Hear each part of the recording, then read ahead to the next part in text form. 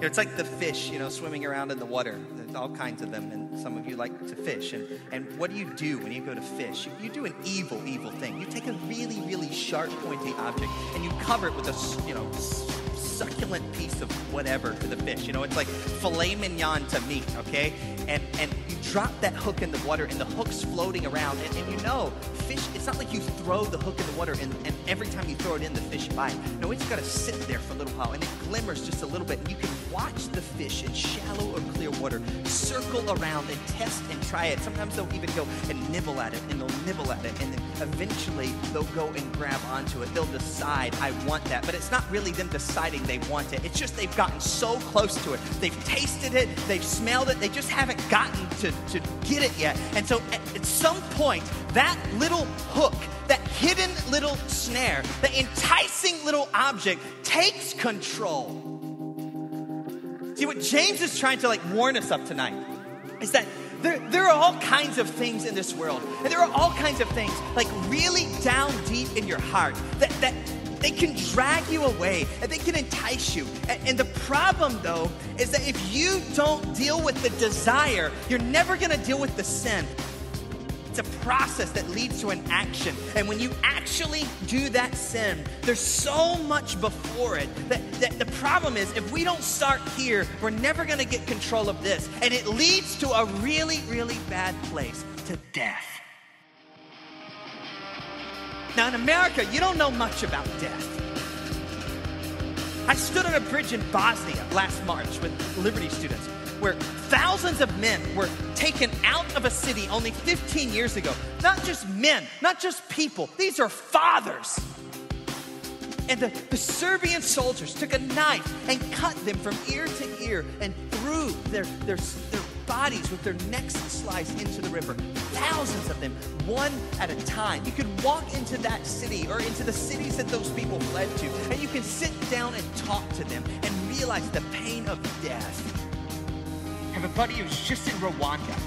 He sat down and talked to men and women who had been affected by one of the worst genocides of our generation, where 1 million people died in one of the shortest periods of time in history, with hatchets and machetes, not with guns and bombs. If you were of a particular tribe, they would just walk into your house, and you're a little kid, and you would watch as the women were raped, and they were slain with these razor-sharp hatchets, just taken out in that moment. Hundreds and hundreds of thousands and thousands of people. Or in Darfur, where the Janjaweed militia travel from village to village,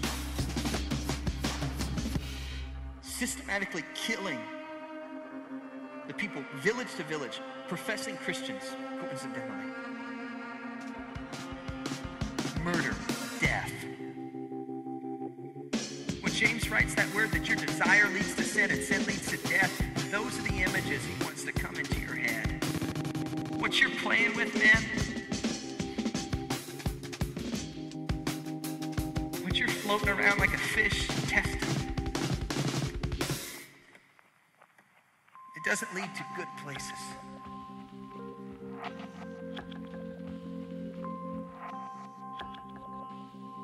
Sin kills. It kills relationships. It kills your future. It kills your vision. It kills your purpose in life. Sin kills your innocence. It breaks your heart. Sin, you know why I hate sin?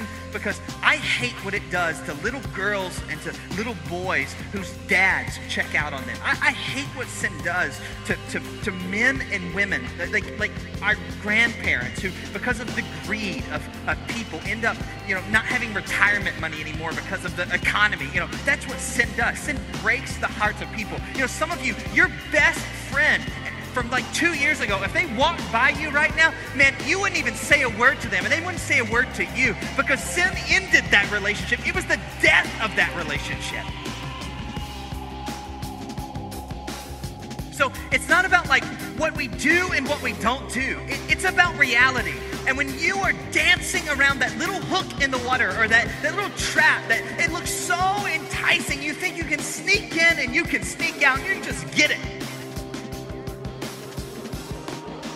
And I'm not just talking about the severe things. I'm talking about the pride in your heart, the greed and the covetousness in your heart, the bitter angry spirit that you're harboring, your inability to get along with people, like your total lack of concern for what concerns the heart of God, your self-centeredness, gosh, my self-centeredness, and that little trap that's so enticing, and eventually it bites.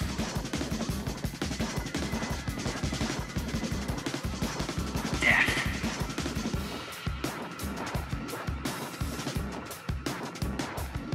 Is there a desire in your heart that if it comes to conception, it's going to reap sin, or maybe it has before, and you know it's going to get to death, and it's not going to end tonight, but you make a decision tonight, come hell or high water, I'm fighting to get this out of my life, and I'm stopping the process now, and I'm swimming away from that.